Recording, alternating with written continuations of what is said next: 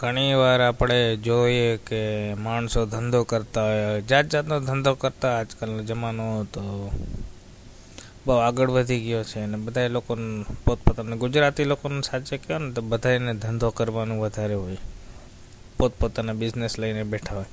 હા, ગુજરાતનો ઈ જ તો ગૌરવ છે. બાકી બધા જો નોકરી કરતા બેઠા હોય, જિંદગીમાં કાંઈ કમાય નહીં. પણ ધંધાની વાતથી લઈએ તો માણસોને શું ધંધો કરતા હોય ને તો આખો દી મગજમાં એ જ ધંધો ફરતો, એટલે જે વસ્તુ જોવે જ્યાં જાય કરે એ બધી એ જ દૃષ્ટિએ દેખાતી હોય. હવે એ લગ્ન થાય માણસને તો પહેલી રાતે કેમ બધાના રિએક્શન શું હોય ને કેવી રીતે બધા વાતચીત કરીએ આપણે જોઈએ. જોક પ્રમાણે લઈએ, એક ઓબ્ઝર્વેશનની વાત છે. એક ડૉક્ટરના લગ્ન થયા. આ સુહાગરાતને દિવસે પોતાની બાયડીનો ઘૂંઘટ ઊંચો કરીને કે આંખ દેખાડો, મોતિયો ઉતરાવો પડશે, મોતિયો. હવારે ડાયવર્સ થઈ ગયા. ડૉક્ટર એને એવું જ દેખાય. બોલો. એક વકીલના લગ્ન થયા.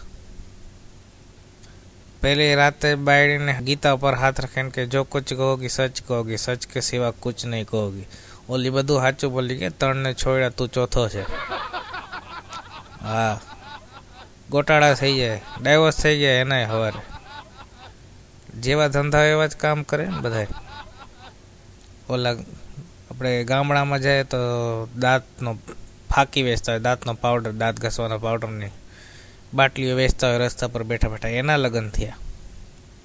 તો પહેલી રાતે પોતાની બાયડીનો ઘૂંઘટ ઊંચો કરીને કહે આ દાંતનો પાવડર બહુ ફર્સ્ટ ક્લાસ છે, મોટી શીશી 10 રૂપિયા, નાની શીશી 5 રૂપિયા. તો ઓલી કે હું તો તમારી બહુ છું, બાયડી છું તમારી. તો કે કાંઈ વાંધો નહીં, 8 આના ઓછા દઈ દેજે. લ્યો, બાયડી પાસે પૈસા માગે છે. એટલે ધંધો છે, માણસનો પ્રકાર છે. બીજા એક માણસના લગ્ન થયા. રાતે બધું કુશળતાથી પતી ગયું, કાંઈ વાંધો ન આવ્યો. કાલ્યો કુશળતાથી ન પતે? હસો છે, મેં કીધું કુશળતાથી પતે. હા, પતી ગયું. બોલો. સવાર થયા ને બાયડી ઉઠી તો જ્યાં અરીસામાં મોઢું જોવે ને તો જ્યાં માથા ટકા ફૂટી ગયા હોય ને, માથાના બધા મોવારા કાઢી નાખ્યા હતા. હા, વાળ બધા ખેંચી લીધા હતા, માથે ભીંગડા થઈ ગયા હતા લોહીના. તો ડૉક્ટર પાસે ગઈ. તો ડૉક્ટર કે શું થયું? તો કે લગ્ન થયા. તો કે લગ્ન થાય એમાં કાંઈ માથા ફૂટી જાય? હે, વાળ ક્યાં ગયા? વાળ બધા વયા ક્યાં ગયા? લોહી નીકળ્યું? એમ નહીં, પણ તમારા ભાઈને કોણ છે રાતે શું થયું? અચાનક ઉઠીને જોશથી બધા માથાના મોવારા ખેંચી નાખ્યા. તો કે હે? ડૉક્ટર કે હા. તો ખેંચી નાખ્યા. તો તમારો પતિ કરે શું? તો ઓલી કે પૂજારી છે. હા, તે જ ને, આખો દી નારીને છોતા ઉખેડતો હોય ને. તો કે હવે તો પાછો તમારો શંખ વગાડે ને પેલા છૂટાછેડા લઈ લેજો.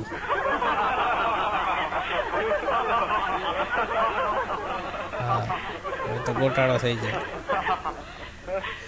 આ બધા જોક કહે તો ઘણા મને પૂછે બાપા મેમિક્રી આર્ટિસ્ટનું શું? મેમિક્રીનું એક પોતાનું પ્રોફેશન છે ને, તો કે કલાકારનું શું? તો મેં કીધું જો એમ છે કે મેમિક્રી આર્ટિસ્ટનો છે ને રિસ્પોન્સનો ધંધો છે. મેમિક્રી આર્ટિસ્ટ જોક કરે, પબ્લિક હસે એટલે રિસ્પોન્સ આપે તો જોક કહેવાની વધારે મજા આવે. પબ્લિક તાલી વગાડે તો મેમિક્રી આર્ટિસ્ટને પ્રોત્સાહન મળે, વધારે કહેવાનું મન થાય. એટલે રિસ્પોન્સ જેવો મળે ને સામેથી, એ પ્રમાણે પ્રોગ્રામ આગળ વધે. તો મેમિક્રી આર્ટિસ્ટ સુહાગરાતના દિવસે સીધું કહી દે ઘૂંઘટ ઊંચો કરીને, રિસ્પોન્સ જેટલો સારો મળશે એટલે પ્રોગ્રામમાં વધારે મજા આવશે.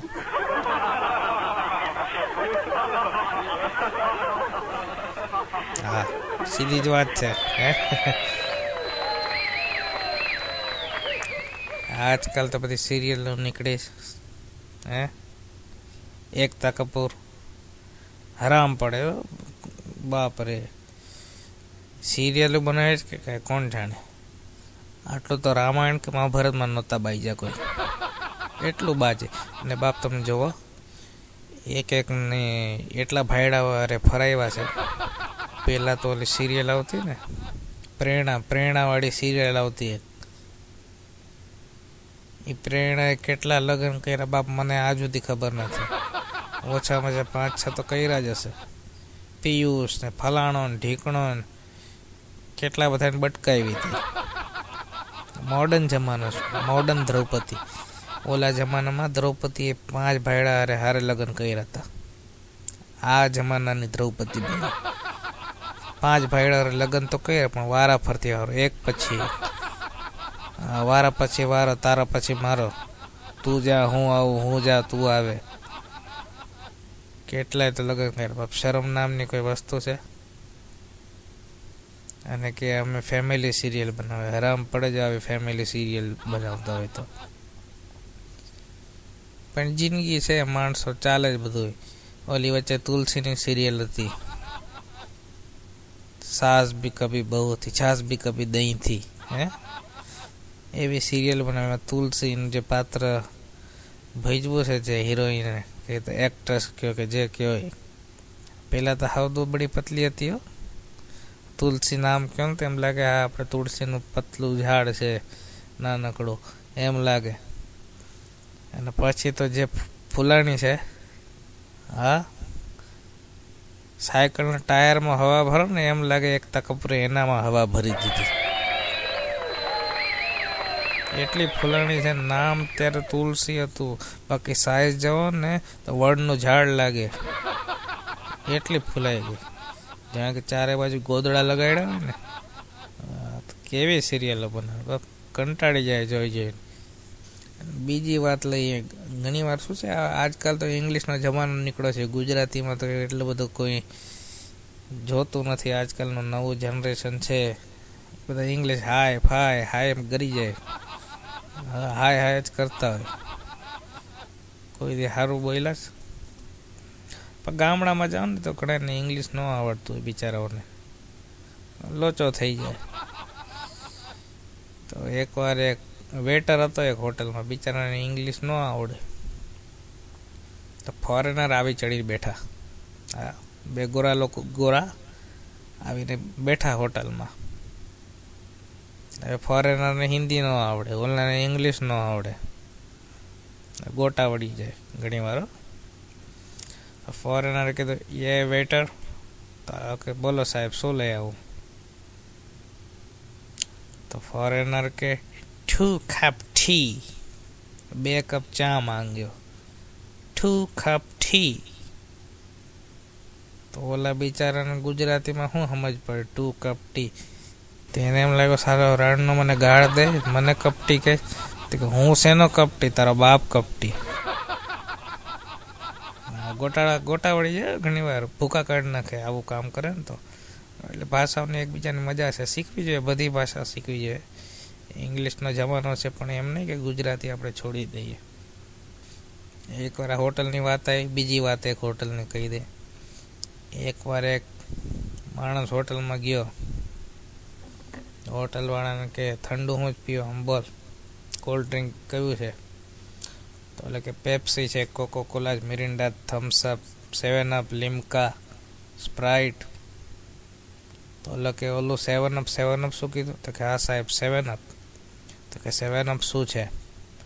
તો કે 7 અપ એમ છે, એવું કોલ્ડ ડ્રિંક છે કે જેને પીવાથી 7 વાર ઓડકાર આવે. તો એટલે કે હે 7 અપ પીવાથી 7 વાર ઓડકાર આવે? કે હા સાહેબ 7 વાર ઓડકાર આવે. તો કે જા લઈ આવ. હલો 7 અપ લઈ આવ્યો ને આ માંડો પીવા, પી ગયો આખી 7 અપ, ગટ ગટ ગટ ઢીચી ગયો. તો 5 વાર ઓડકાર આવ્યા ને 2 વાર નીચેથી વયું ગયું. હા, નીચેથી હવા છૂટી ગઈ 2 વાર. કાનો છૂટે? તો વેટરને બોલાવ્યો, તે કીધું તો આને પીવાથી 7 વાર ઓડકાર આવે, 7 અપ પીવાથી. તો કે હા 7 વાર ઓડકાર આવે. તો કે નહીં, આને પીવાથી 7 વાર ઓડકાર નથી આવતા, આ 7 અપ નથી. તો વેટર કે સાહેબ 7 અપ નથી તો શું છે?